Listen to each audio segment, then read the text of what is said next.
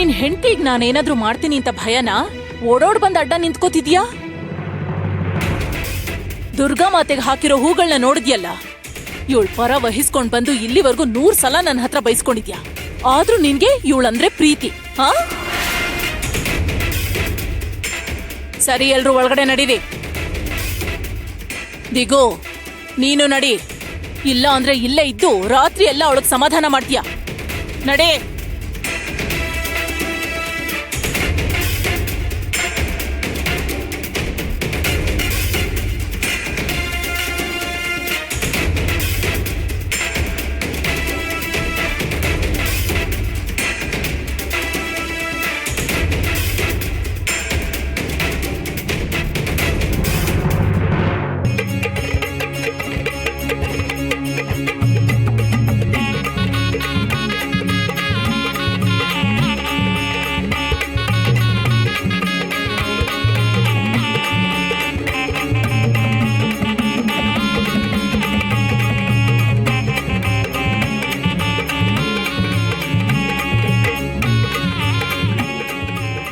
ದುರ್ಗಾ ಮಾತೆ, ನನ್ನ ಹತ್ರ ಸಣ್ಣ ಹೂವಿನ ಹಾರ ಮಾತ್ರ ಇದೆ.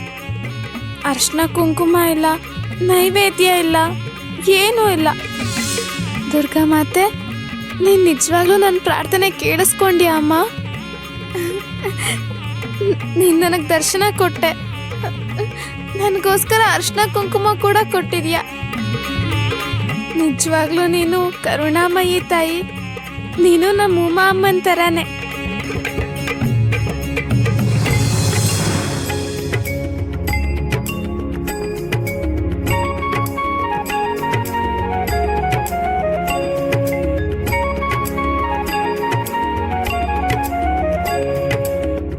ದುರ್ಗಾದೇವಿ, ನನ್ನ ಅರ್ಶನ ಕುಂಕುಮನ ಕಾಪಾಡು ತಾಯಿ.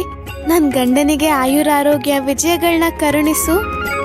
ಧನಧಾನ್ಯಗಳಿಂದ ನನ್ನ ಮನೆ ಕಂಗೊಳಿಸ್ಬೇಕು. ಸುಖ ಶಾಂತಿಯನ್ನು ಕೊಡು. ಕರುಣಿಸು ತಾಯಿ, ನನ್ನ ಕರುಣಿಸು.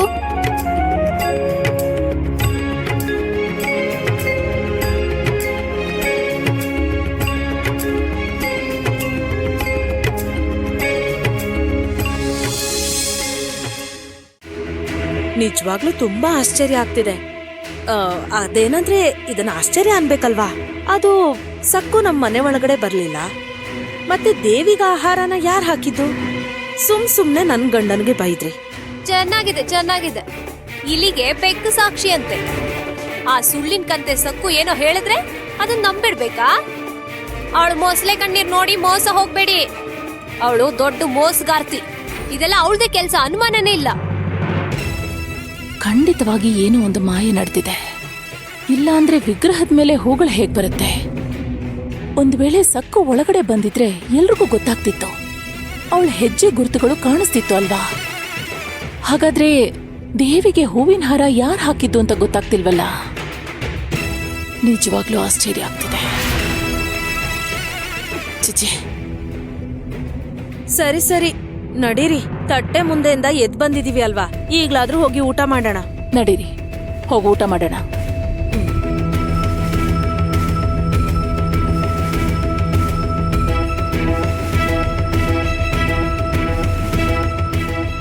ಏನ್ ನಡೀತು ಅಂತಾನೆ ಅರ್ಥ ಆಗ್ತಿಲ್ಲ. ಸಕ್ಕು ಸುಳ್ಳು ಹೇಳಲ್ಲ, ಅದ್ ನನಗ್ ಚೆನ್ನಾಗ್ ಗೊತ್ತು. ಆದ್ರೆ ಹೂವಿನ ಹಾರ ಇಲ್ಲಿಗೆ ಹೇಗ್ ಬಂತು?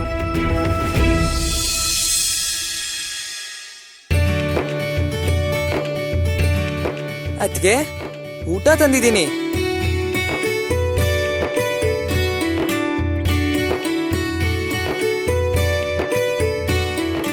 ಏನಾಯ್ತು ವಿನಾಯಕ್ ರಾವ್? ನೀವ್ ಯಾಕೆ ನಗ್ತಿದ್ದೀರಾ? ಏನಾಯ್ತು ಅಂತ ಹೇಳಿ. ನನಗ್ ಗೊತ್ತು. ನೀವು 2 ಹೂವಿನ ಹಾರ ಕಟ್ಟಿದೀರಾ ಅಲ್ವಾ ಅದ್ಗೆ? ಏನ್ ಹೇಳ್ತಿದ್ದೀರಾ? ನನಗ್ ಅರ್ಥ ಆಗ್ತಿಲ್ಲ. ಅದೇ, ನಿಮ್ ಹತ್ರ 1 ಹೂವಿನ ಹಾರ ಇದೆ, ಇನ್ನೊಂದು ಹೂವಿನ ಹಾರ ದುರ್ಗಾ ಮಾತೆ ವಿಗ್ರಹದ ಮೇಲಿದೆ. ನಿಜವಾದ ವಿಷಯ ಗೊತ್ತಾಗದೆ ಮನೇಲಿರೋರೆಲ್ಲ ಆಶ್ಚರ್ಯ ಪಟ್ರು. ಅದ್ಗೆ ಅದು ಇನ್ಯಾರು ಆ ತರದ್ ಹೂವಿನ ಹಾರ ತಗೊಂಡು ಮನೆ ಒಳಗ್ ಬರ್ಲೇ ಇಲ್ಲ. ನೀವು ಮಾತ್ರ ಬಂದಿದ್ರಿ ಅದ್ಗೆ. ಅದೇನಂದ್ರೆ ವಿನಾಯಕ್ ರಾವ್, ನಾನು ಒಂದೇ ಹೂವಿನ ಹಾರ ಕಟ್ಟಿದ್ದು. ಏನು? ಇದೇನ್ ಹೇಳ್ತಿದ್ದೀರಾ? ಹೌದು, ನಾನ್ ಕಟ್ಟಿದ ಹೂವಿನ ಹಾರ ನನ್ನ ಹತ್ರನೇ ಇದೆ ನೋಡಿ. ನಾನು ನನ್ನ ತಲೆಯಲ್ಲಿ ಮೂಡ್ಕೊಂಡಿದ್ದೀನಿ. ನಿಮ್ ತಲೆಲಿ ಇಲ್ಲ ಅತ್ಗೆ. ನಿಮ್ ತಲೆಲಿ ಹೂವಿನ ಹಾರನೇ ಇಲ್ಲ.